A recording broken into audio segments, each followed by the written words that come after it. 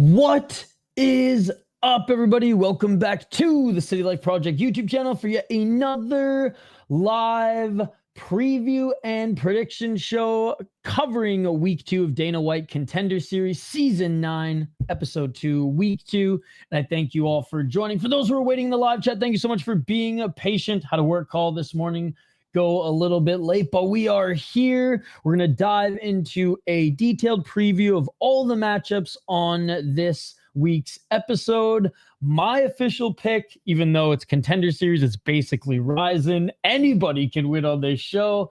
And we'll also accompany those previews of every matchup with a few highlights. Good to see Volcan in the live chat, Dougie and Hockey from home. Happy birthday, Hockey from home. Let's get into the first one, guys. Let's get into the first one. By the way, only one fight that was reworked here, as Cam Royston's opponent had to pull out due to a rib injury. This wasn't like a last minute thing or this week thing, but Brandon Holmes stepping in, and yeah, we'll get to that one because honestly the fight just got a little bit more interesting. Better opponent for Cam Rowston, worse for Cam Royston, not Rowston, Royston. We'll get to it later in the show. Let's start with Tommy Cuozzi versus Ramiro Jimenez. This is actually a fun matchup. One of these guys' O's have to go. Little T, Tommy, is 8-0 as a pro. He's coming in as the underdog in this one, plus 375. Pretty good everywhere, but tough to know if he's great anywhere yet because pretty much every single one of his opponents have been not the best competition. That's the nicer way to put it. You could also say a lot of them are out of shape tomato cans. Having said that, he absolutely dominates them. But I will share a clip of where he finishes a guy in the first round quite easily. And everything he does is good. But I feel like Jimenez against this level of opposition would probably have beaten him faster for whatever that is worth. But 8-0, like we said, undefeated, still respectable there.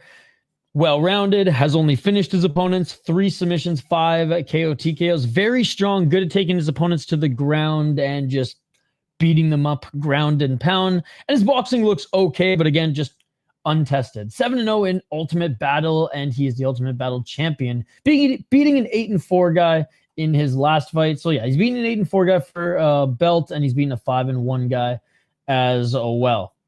As an amateur, funny enough, went 5-4, started off really well and started to take some step up in competition after he beat a 5-2 guy and got humbled a little bit, but has not lost yet as a pro. His opponent, who's just like little T over here, pretty much spent his entire pro career in one promotion. Jimenez also spending his pretty much full career thus far in Combate Global. Before we get to him, though, let's take a look at Tommy Cuozzi. Look, I'll start this one a little bit. There we go. I'll start this one around here. There we go. Hey, what's up, Mikey?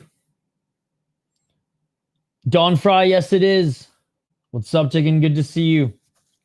So this is Tommy here. And if I'm not mistaken, this was him taking on... I don't think this was the title fight. This was either earlier this year or back in November. But again, just dominant ability to get in the top position here. You're going to see here in a sec, he's going to work his way to the back, flatten him out, and ground and pound. Now, he's done this with even like opponents better than this guy. He tapped his strike. Oh, my back. I don't know if you guys saw the the highlights video, which, by the way, every Monday I post highlights of every single fighter on that week's Dana White Contender Series episode. So if you haven't seen it, go check it out. The first one was only like 3 minutes long. This one was like 10 minutes because there's a lot of footage on these guys.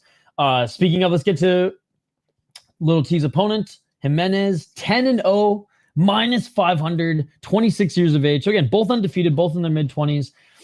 I just think Jimenez is also good everywhere, but just better everywhere. And that's why I am picking him to win. Trains out of the Goat Shed now part-time, which is a smaller gym, but a gym full of really good fighters across various major organizations, but also the UFC. 5 KOT gears, 3 submissions, 2 decisions, 6-0 in Combate Global. Now, though he doesn't come out of the cannon quick in the first rounds, he'll take a couple or a few minutes to get into a rhythm, try to find the range, a little bit of clinching. The fight goes into round 2 or 3. He is buzzing. And that's not to say he doesn't have the ability to finish fights in the first round, because look, his last few fights have been in the first round, right? It's just like, don't expect, well, I mean, pretty much all of his fights now that I say it, except for this one. But just like, it's good. Sometimes it takes him 1 or 2 minutes of like some back and forth in the pocket, feints. Whereas, and again, against lesser opponents, but Tommy, just as you saw in that highlight, there just comes right at his opponent, tries to take him down, get control, or even just try to box in the pocket. He's got better boxing from what I've seen. It just looks more polished. His grappling sick, his jiu-jitsu sick. Combate Global's a better promotion, even though like his Combate Global's still going on, right? Like he hasn't fought since 2023, right? I don't know if there was an injury or what happened, but he's taken a lot of time off. I'm not sure if maybe there was like some exhibition or something that he's done in between the Tapology doesn't have on here, but regardless, Combate Global, it's weird because Combate Global, they've done like a couple shows recently, but then they take like a 6-month break. Regardless, while he was fighting in it, fought a 7-2 guy, 9-2, 3-1, 3-2, 10-5. Like he's been fighting good competition throughout his entire career, but has not fought in 2 years. Having said that, the guy who just won the Ultimate Fighter took a huge break before coming back to the show, I believe 2 or 3 years as well. And he looked okay, but let's take a look at Jimenez here. And as you guys take a look at his highlights, one of the reasons why I'm picking him, and again, I picked him when he was only a minus 350. But yeah, I think he's way more well-rounded. His opponent is good grappling, but he showcased it against way less talented competition, and he's got okay striking, but I do think Jimenez has better boxing. Obviously, he's fought better competition. He's got power in his mitts as well. Good and slick jiu-jitsu, good cardio. I mean, it seems fine from what I've seen in the one fight that I went the distance, and just more polished and technical. Hey, what's up, Hernan? I actually don't have any beer in my house. Yo, what's up, dude? I'm trying to get that bread and some dogs today. I have Uriel, Saikumar, and Exposito for possible upsets. I mean, those are out of the 5. Those are probably your best choices.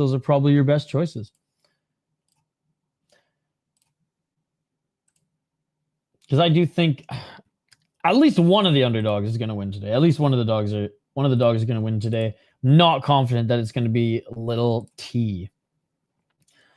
One prospect who I've been very high on since I first saw him in Bellator is Josh Hokit, and he's taking on everyone's favorite underdog here, Guilherme Uriel. Now, Uriel will come out swinging in the first round. His cardio, there's a big question mark there, but he will try to finish the fight in the first round, and his grappling's actually not that bad. Like, we haven't seen it too much on display, but off his back, he seemed comfortable, able to reverse, strong, but his best rounds are early. And, he's a big, tall heavyweight, whereas Josh Hokit, not the biggest heavyweight, but my God, can he throw heavyweights around like they're nothing. The Incredible Hawk, or the Based One, I think is what everyone is calling him now. Put it this way, if he makes the UFC, he'll be Dana White's new favorite fighter. He'll be UFC PR's new least favorite fighter. 5-0 as a pro. former football player, if I'm not mistaken, American football player, to only 27 years of age. Minus 430. He is the favorite coming out of Jackson Wink. We haven't really seen his boxing. We haven't really seen his hands on display because he'll like throw a 1-2 and an overhand, get the takedown, either rear naked choke or beat the shit out of you on the ground. Or rear naked choke, armbar, or beat the shit out of you on the ground. 3-0 in LFA. He's 2-0 in Bellator. PFL decided not to keep him, so he went over to LFA. Guys, Michael Venom Page, Josh Hokit. That's what I'm saying. Representing the old Bellator, ladies and gentlemen. Let's fucking go. 6-4 was the last guy. He beat Eric Lunsford. He beat a 5-3 Latu.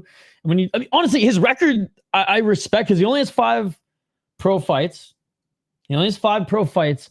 But yeah, took on a guy making his debut, then a guy with 4 fights, then someone at his same level, then a step up in competition, then another guy at his level or step up in competition, however you want to label it, but a guy with experience and above 500 record. So, like, he's not just crushing cans. He's not just crushing cans. Now, Uriel will be the biggest test he is facing yet. They are the same height. I thought Uriel was a little bit taller. I thought he was like 2 or 3 inches taller, but he's a little bit wider. He's 4-1 in his last 5. Oh shit! I gotta get to Hokit's highlights. Sorry, I'm not used to. I'm not used to getting back in the groove of prediction videos, so my apologies. Before we get into Uriel, who's 6-1 as a pro, 4-1 in his last 5 on a 2-5 win streak. Take a look at Josh Hokit, the incredible Hawk. Hokit. True to be back in Central California, friends, family, parents, everybody here rooting the 27-year-old. Getting better this year, but Ant-Man channel, I imagine, was one of those complaining this weekend as well. One of those phony UFC fans who claims that's their favorite league and the best promotion, then does nothing but cry about it, which is hilarious. Because I thought it was an outstanding card, but my chat was crying about it. Idiots. Not Ant-Man channel. Well, maybe this weekend if he was crying about it. But all the fake MMA fans are hilarious. But yeah, this year it's been way better than last year, buddy. For sure. Oh, there's another armbar. Boom. Just like in shape heavyweight. We haven't seen those in a while. All right, let's get to his opponent here. Uriel, who's 6-1, like I said, on a 2-fight win streak. I saw more tears in the UFC stream chat, Ant-Man channel, than I did in than I've seen Japanese fighters cry, win or lose fights. It was absolutely insane. 3 KO TKOs, 3 submissions, and only 1 submission or 1 loss via KO TKO. 4-1 in LFA. And he's fought some pretty good opponents as well. I like his resume. 2 guys making their debut, whatever. Beat a 1-0 guy, 2-0 guy. Lost to 4-0 guy. Beat a 2-0 guy. And then an 8-0 Higo Silva, who was a pretty feared heavyweight in LFA. So it's not like he is more experienced. Do I still think he's Josh Hokit's best opponent yet? Yes. And would I say that Josh Hokit's probably Uriel's best opponent yet? I would say so as well. I think Uriel's a good underdog in this one because I think he's going to come out guns a-blazing in the first round. And if he can keep this on the feet, I've seen his hands. They're fine. I just haven't really seen the boxing of Hokit yet. He hasn't been dragged into that type of fight yet. He's dictated every single fight that he's been in as a pro thus far. I'm still going to believe in Hokit. I think as this fight goes on, he will have the better cardio. His wrestling's insane. His grappling is unreal for a heavyweight who's only 230 pounds coming in there. Controls big guys and beats them up. Uriel has that brawling style, though, which is dangerous as a heavyweight. Likes to bum rush his opponents. Doesn't make for the best cardio. And as this fight goes on longer, and if Hokit can continue to get takedowns, even if Uriel's able to get back up to his feet in the first round, that's going to cost him a lot of energy. And as the fight goes on, I just think it's going to play into Hokit's favor a little bit more. But his striking will be tested, and that's why I do think Uriel's a solid underdog on this one. But I'm just going to say that I'm predicting that he'll be okay on the feet. And if so, we can deem him the more well-rounded fighter. But this will either be Hokit continuing to just ragdoll another heavyweight, or we get to actually get some of our questions answered with his boxing. I think this is going to be a fun matchup, both dangerous in different ways. Knockout underdog? We shall see. We shall see. I'm going with Hokit, though, as my official pick. Let's take a look at some of Uriel's highlights. Oh! Sorry, I made that smaller screen right when it happened. Oh, man. Like, he just got that power. That big boy power. Here's another one here. A little guillotine action. And he's out. Put him to sleep. Put him to sleep.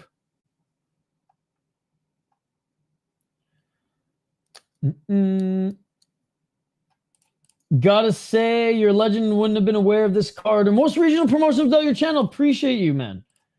I pick Jimenez. Let's go. Let's go. How on earth is Tommy on Dana White Contender Series? They need some other undefeated fighters. Hey, what's up, everybody? Happy Tuesday. We got a great night tonight. Absolutely. Guilherme looked in way better shape in 2025 fight, bro. Gonna knock Hokit out. Him and Josh fight the exact same, but Uriel's much stronger. See, I don't think they fight exactly the same at all. Hokit doesn't rely on his striking much, where Uriel's kind of put it all together. Mikey and a better BJJ practitioner and a better technical striker. Uriel got subs from bottom. All right, let's get to this next one. Like I said, good underdog. I just don't think he's as strong as Hokit. Especially since Hokit has just only been ragdolling and subbing guys bigger than him. So, all right, Louis, and I selfishly just kind of want to see every single post-fight interviewer cringe when they hand him the mic. Louis Lee Scott, who missed weight, by the way, ladies and gentlemen, who missed weight up against Kaushik Saikumar, who, before everyone makes all the India jokes, he does train in the United States. But is he Manshur Kara? No. Manshur Kara is still going to save Indian MMA as an American. He is not an American like Manshur Kara, but he trains and fights in the United States. I don't know if he's ready for Contender Series yet, but I will take all the Indian views on this stream. Maybe not this stream, but tonight's stream. I will selfishly just say that right now. So thank you. 5-0 as a pro, fighting out of Virginia. He is the big underdog, as nothing to do with him being Indian. Just has everything to do with he's 5-0, hasn't fought any major competition just yet, and hasn't fought in a really... He's fought in Cage Fury FC, but he hasn't spent a lot of time in a really good regional league just yet. He's had 2 fights in Cage Fury FC. Beat a 4-1 guy. Beat a 2-1 guy. His last win was actually really, really good. We'll watch that highlight in a moment. My only critique is his striking is still just not polished. It almost looks like a funky style, but like, he ain't Tim Elliott. He ain't MVP. All right. He's a way better grappler. He's a way better jiu-jitsu guy. Fall in love with his hands a little bit now, because I just think the level of competition that he's facing also are developing in that area as well. Undefeated as a pro, and has beat a 5-1 guy, 2-1 and 4-1, but like, actually, you know what? The Filipino Flash, fine. He's pretty good, but Joel Winters and Isa here just... It didn't take me long to watch a few of their fights to realize, okay.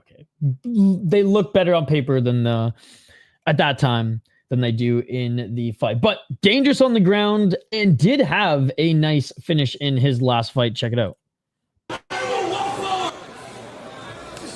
Oh, nice knee there.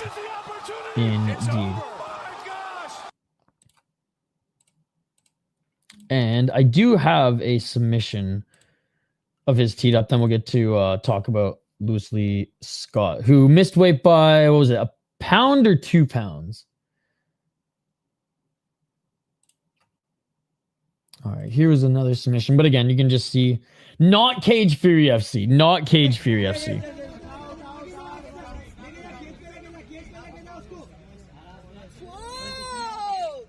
Leave it to an American to save Indian MMA.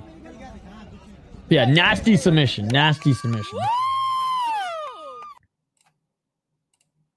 All right, Louis Scott, ladies and gentlemen. He's so much better. I'm just going to say, like, I'm picking him to win. He's so much better. He's so much better everywhere. He's better on the ground. His wrestling, his grappling, his striking. They do everything better. Exactly that. 9-0. Minus 465, 25 years of age. Missed weight, but the fight's still going on from what I read yesterday. Now, I didn't read any articles this morning or anything like that. Hopefully, well, I guess Tapology hasn't updated it, but Tapology doesn't even care about regional MMA. So, at the time of this recording, at the time of this stream, this fight is still going on.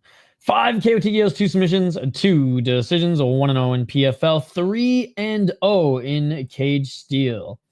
The last guy he beat in Aris, 5-0. Before then, won the Aris title against DeMarte Pena, who is one of the best fighters on the regionals, who just probably would be like a good fighter, but not a great fighter in a major organization. But still, a very respectable fighter nonetheless. Former EFC champ, I believe Aris champ. Yep. Yeah, he's fucking solid. Ripped up EFC and has ripped up Aris. Honestly, probably would have fit right in KSW. If you know, you know. 9-4 guy, 5-3. What a guy. But just overall, a really good resume, and went 14-2 as an amateur. So, like, was already polished upon even hitting the pros, and was able to, fit in and dominate at that level as well. One of their O's has to go, and honestly, we're going with Louis Scott on this one. As you guys watch some of his highlights here, I'll explain further why I picked him here. Even though he missed weight, fight's still happening. Too well-rounded. We watched that fight together. Well, that's a good kick, though. Too well-rounded, ladies and gentlemen, for his opponent to handle. Very good striking, amazing takedown defense. Fought UFC and another major organization level of competition. Great pace, great cardio. And, like, again, still super skilled and super polished with the pace that he puts on. Now, his opponent, good takedowns, but not tested enough. Boxing's not on the same level. Good jiu-jitsu. Good wrestling from what I've seen. But this is going to be a huge test. And even if this ends in, like, the second round, even if, like, one round is competitive, like, that's still really good reps, and that's still a good sign. And I'm sure Cage Fury FC will continue to develop him. But yeah, I just think Louis Scott is way too much.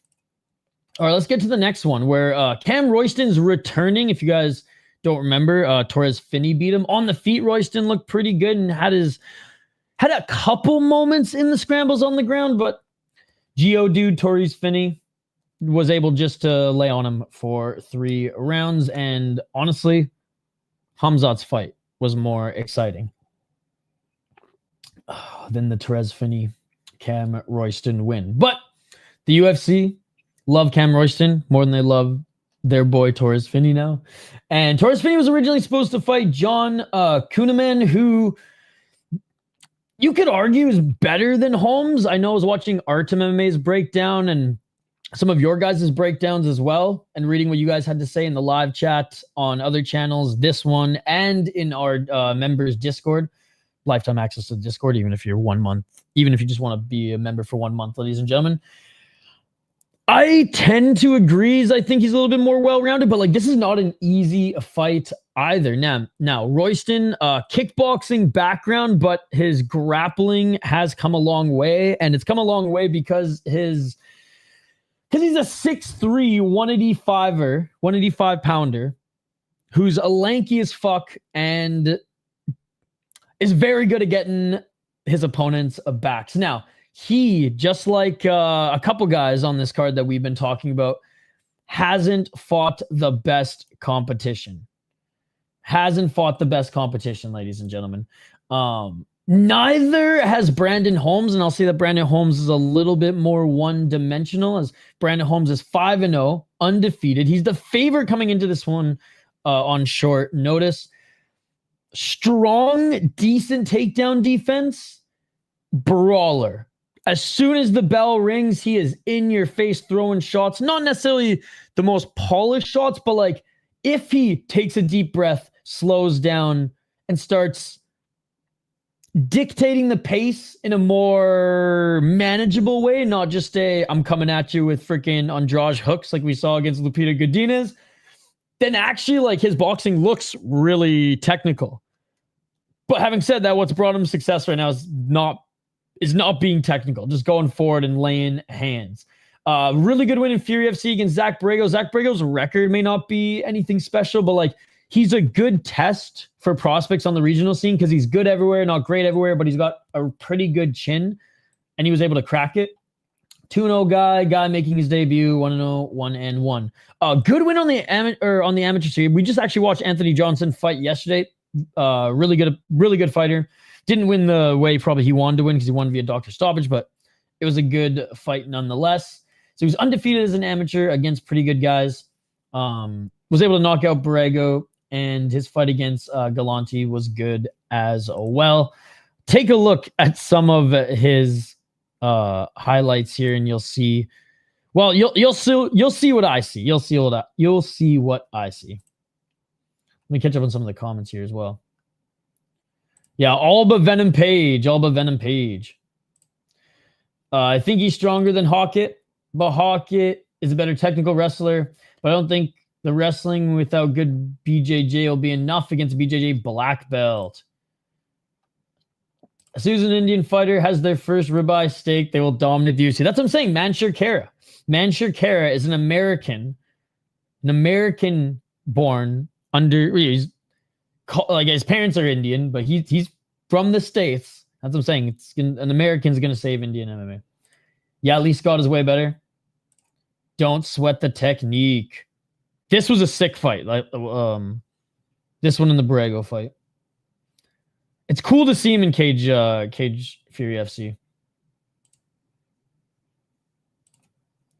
But yeah, he's pretty nasty. But let's get to Rowston, who honestly, more well-rounded, perhaps. He's shown it anyways. He's shown to be more well-rounded in his wins thus far. I'm just loading in the last videos here, and we'll get to the breakdown. Anyways, guys, if you haven't already, smash that like button and subscribe, and let me know. I know it hasn't gone smoothly in this one because I just had more highlights in this one than I did last week. I'm gonna be perfectly honest. But how have you guys been liking the Dana White Contender Series preview and prediction shows? Again, I'm no expert here on picks or anything like that. But I do like to get as many details as possible so that you guys have as much information on these guys unbiasedly anyways, because at the end of the day, I really don't care who wins or loses these fights. I just want to see good fights. All right. Cam Rowston, the battle giraffe. He is tall and lanky. On a 3-fight win streak since losing to Geodude out of New Zealand. 3 KO TKO, 7 submission, 1 decision. Lost to Therese Finney. 3-1 in brace mixed martial arts. Look, he lost to Finney, then beat a 1-3 guy, 3-1 and 4-3. Went to Eternal, which Eternal's a good league, so I like how he fought like arguably some of the best competition that he's fought in his career thus far in Eternal. And if he doesn't get a UFC contract, I hope he continues to develop there. Won a title against a 3-6 guy, 1-1. Like, Bro couldn't beat anybody with a 500 record for a while. Now, his jiu-jitsu's gotten a lot better, and he's a wicked kickboxer. And he's fought in, like, custom rules fights in a kickboxing ring, but with, like, some custom MMA rules and just some pro striking bouts as well. As an amateur, he went 4-1, and hey, 3 wins to boost the confidence, and especially 2 of them being an Eternal. Getting a calf slicer, rear naked choke, and then a decision where he kind of showed off all his tools. I dig it. And that's why I am going with him as the underdog here. If Holmes doesn't catch him early, and if Rowston can, utilize his size to keep him on the outside, get him in the clinch, and honestly just go for the back take right away to cause Holmes to scramble, I think Rowston's going to win this fight by not honestly kickboxing, by probably trying to get the back of Brandon Holmes. Now, if Holmes is too strong for him and his wrestling and also jiu-jitsu defense is too much for Rowston, Rowston's fucked. Plain and simple. But I'm gonna bank on that. I'm gonna bank on that jiu-jitsu and grappling from Rowston. That new tool that is working out well for him to get him the win in this one. I know Holmes is coming in on short notice as well, but I don't think that's going to affect him. Like I said, great boxer, a lot of power, not necessarily the best grappling. So we'll see if Rowston's is just that much better or if it's just beating up on lesser opponents. But Holmes does have decent takedown defense. Nothing spectacular, but decent. Okay, Rowston, kickboxer, rangy striker, long and solid back takes. Both have fought in Met promotions for the most part. Their last couple of fights have been in UFC Fight Pass promotion, which is good. Cage Fury FC and Eternal respectively, but for the most part, I would say, other than Finney for Rowston, this is probably the best competition that they have faced and the best opponent that they've each faced. So this one should be fun. Because it could just be a battle of the strikers, or we see which one is the best game plan coming into this. So yeah, I'm picking Rowston. Check out some of his highlights here. Hey, what's up, Lamona Rona Dojo? Just drop by to say what's up and drop some love. Gonna be a good stream tonight. Can't wait until we see another RDS fight, though. I'm still excited about him from last week. Yo, thank you so much for dropping by, guys. Go check out Lamona Rona Dojo's Twitter account as well. That's where we usually converse. Have you looked at the heavyweights this season? There's only a few, but how are they? Rewind the tape, my man, or wait till I add timestamps. I just talked about 2 of them on this card.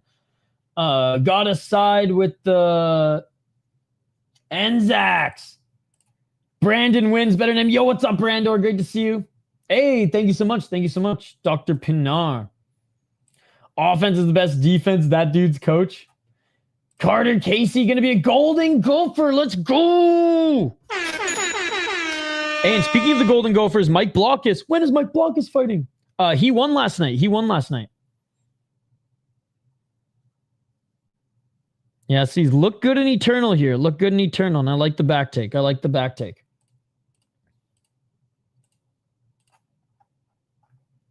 All right. Let's get to the next one, ladies and gentlemen. And the final one. Short but sweet preview shows here. Well, I say short but sweet, but it's already over half an hour. Manuel Exposito up against José Delano. Now, honestly, I kind of just feel bad for Exposito in this one because I really like Exposito. He is so fun to watch because he is truly a mixed martial artist. He puts it all together, ladies and gentlemen. He puts it all together. In fights, you'll see crazy, mind you, a little sloppy, but crazy striking, takedown after takedown. If he put it this way, if he was in Ryzen or Deep or Black Combat, he would be stomping guys. He would be fucking axe kicking guys, entering the guard. He'd be throwing soccer kicks, knees to grounded opponents, like just everything. He's like every tool that he can, he will try to throw it at his opponent. His wrestling and grappling is his biggest tool, though, unfortunately, despite him having over 15 fights. Jose Delano is major organization ready. Whether it's the UFC, whether it's, he's major organization ready, in my opinion. I still think the odds are a little bit unfair. Like, if Exposito was like a -2 or a +250, even +300, I'd be like, okay, I get it, but like, come on, bro. Come on. Emotional, damn it. Manuel Exposito, 13-2 as a pro, 3-2 in his last 5 fights, out of Argentina, but has actually been ripping up the like South American and has been mostly ripping up the Mexican leagues, a little bit of South America. He's dabbled in, but like, he's, for an Argentinian, he's not a Samurai Fight House guy, which I found really interesting, because though Artem loves that league and it's a fun league, it's just not a deep promotion. Like, the champions in Samurai Fight House have been doing well and coming over to the UFC, because I do think they've been matchmaking them well. But for every other fight, like, put it this way, you watch a Samurai Fight House card and you're there to watch 2 prospects. Those 2 prospects will be in a good fight where they'll have like a decent level of competition in which they're competing against. But then the rest of the card is just insane with how it's fun and sloppy, but like, it's not even like deep fun and sloppy. Like, it's really sloppy, and the fights usually go to a decision. But anyways, Exposito, 3 KO TKOs, 7 submissions, 3 decisions. Good win in his last fight, but again, 14-10 guy, 14-14 guy, but beat a 7-3 guy and was pretty dominant throughout that one. Lost through 6-0 guy and 7-2 guy. Both these guys are pretty damn good. So again, he fought in Samurai Fight House, but only a few fights. Won the title and gets a 3-0 guy who I believe, is 6-2, who actually was pretty good. That's what I'm saying. The matchmaking there against their prospects are pretty awesome. Beating 8-1 guy who's 14-3 now for a title. So like, he has been battle tested, but in between some of those good matchups, he'll just beat up on a bunch of cans, and even then still goes to decision against some of them, like in his last fight at Budo Sento Championship. Looked good in all 3 rounds, but just didn't finish his opponent. There's a lot of fucking film on him, though, because he goes to decision a lot, and his fights are just that exciting. And one of them in which I'll play at the end here is awesome, because like, his family was clearly filming this, and you just hear them losing their shit at the end. Exposito gonna get this done. What if I like deep and sloppy? Then that is your league.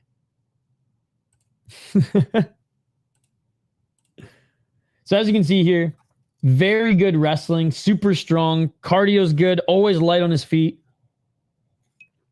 Yeah, UWC. I mean, the only one he hasn't fought in yet is friggin' Luke's. Which, hey, if he loses, he'll probably go over to Luke's. Let's be honest. If he loses, he'll probably go over to Luke's.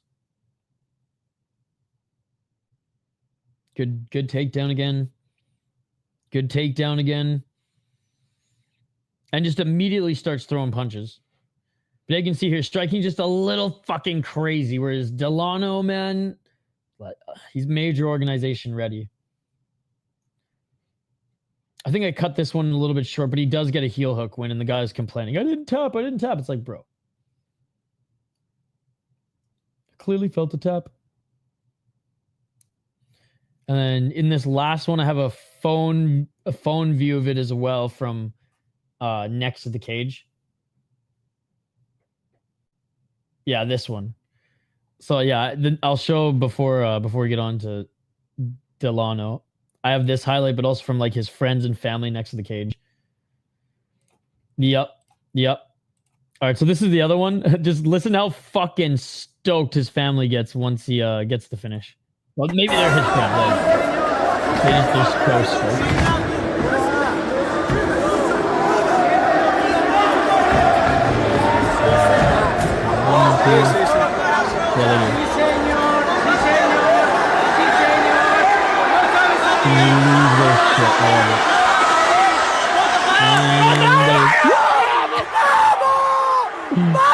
Oh, it's awesome. It is awesome. Is he fucking awesome? I can't believe I don't have that clip.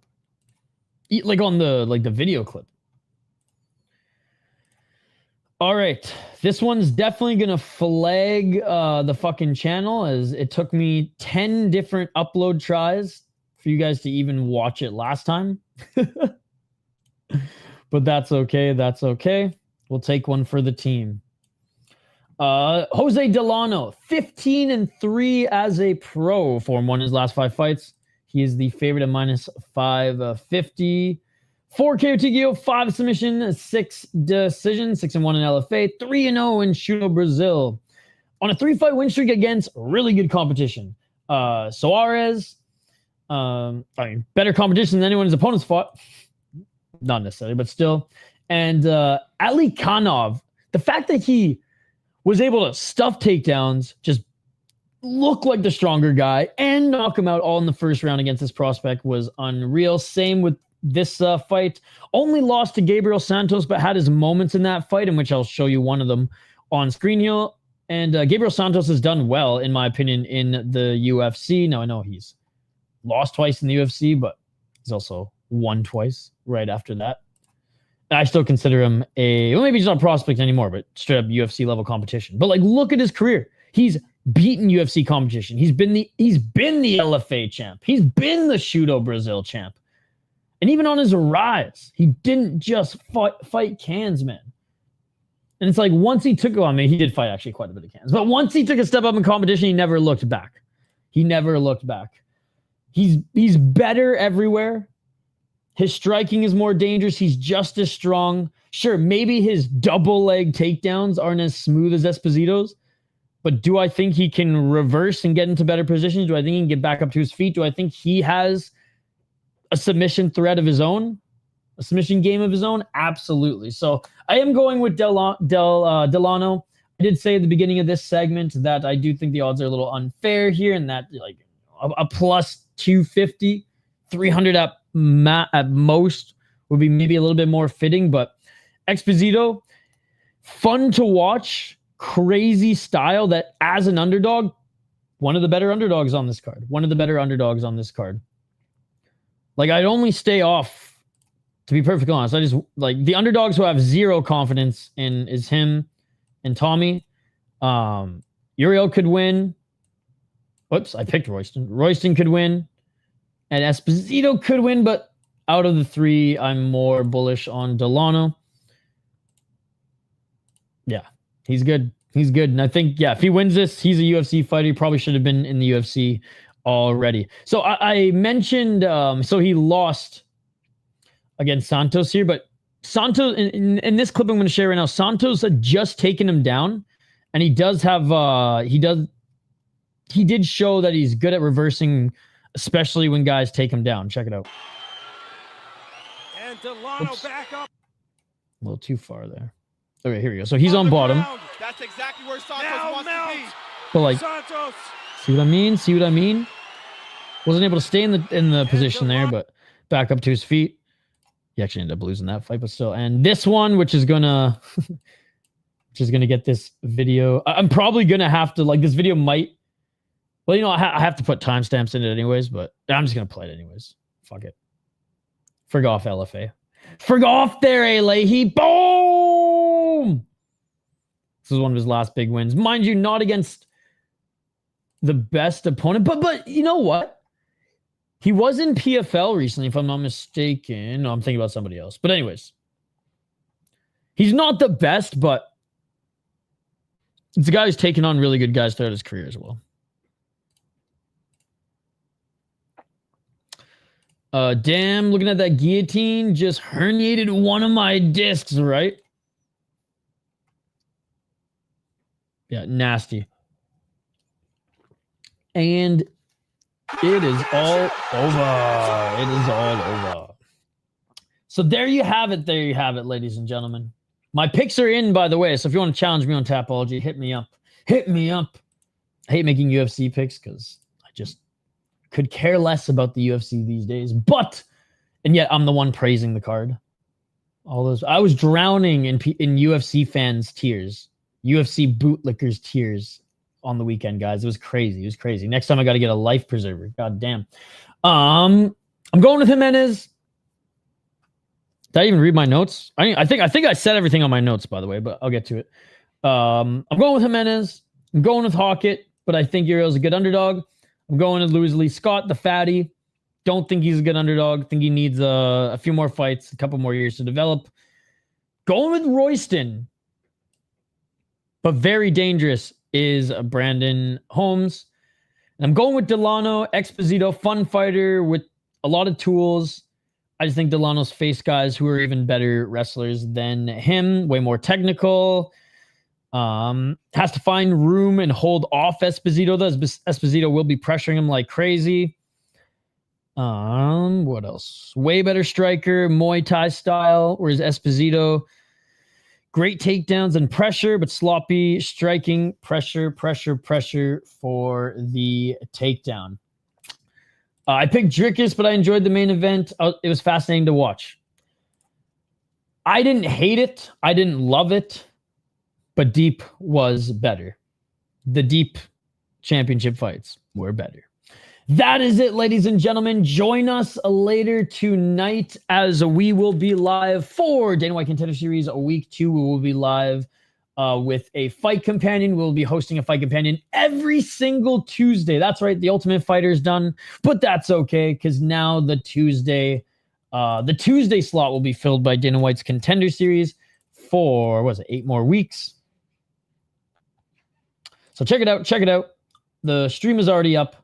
It's already ready to go. 8 p.m. Eastern here tonight.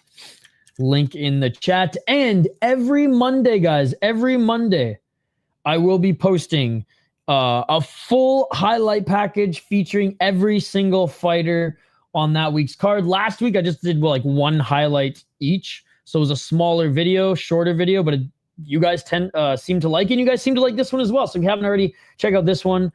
Featuring all the highlights that we featured on this show and more, ladies and gentlemen. That's right. And more. So go check that out in the chat as well. But that's going to do it for this show. Join us tonight. Smash that like button and subscribe. And we will see you on the next one. Peace. Also, when people kick him, tell him not to just let them kill. In the fiercest battle